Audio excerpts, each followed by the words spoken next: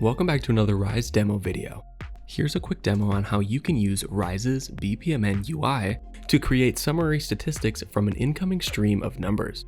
So let's break down how this workflow works. First, it's going to receive data from some input.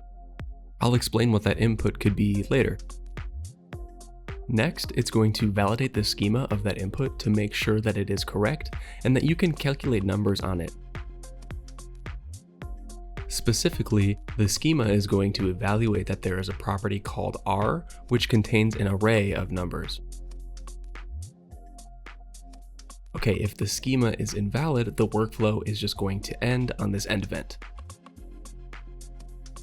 If it is valid, then the workflow is going to pipe this array of numbers into this JSONata expression to calculate some summary statistics.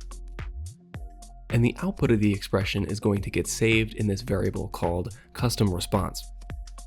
If you're interested in seeing how this JSON expression works, the code is available on our public documentation.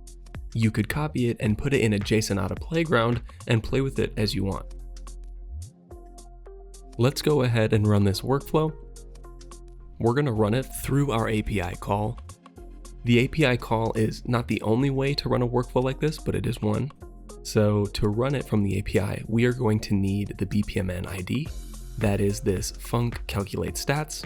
Now let me go over to our API Explorer. I've got this mutation run BPMN. It is going to run the BPMN workflow that has this ID func calculate stats, and it's going to pass some variables. So the variables data is going to have this array property R, and you can also look at the items contained. Now the astute among you might already notice a problem with this array of numbers, but let's see what happens. So here we go, expected number but got string. I imagine that the problem is with this for that is awkwardly enclosed in these escaped quotations. Let's go ahead and turn this string into a number and let's run it again. So here we go, we have some summary statistics. We can add more values and get more statistics. All right, it's looking functional. Let's go ahead and make this data a little bit spikier.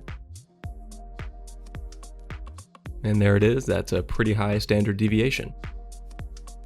So where would this array of numbers come from? Really, you have a few options. This might be an API call from your custom front end.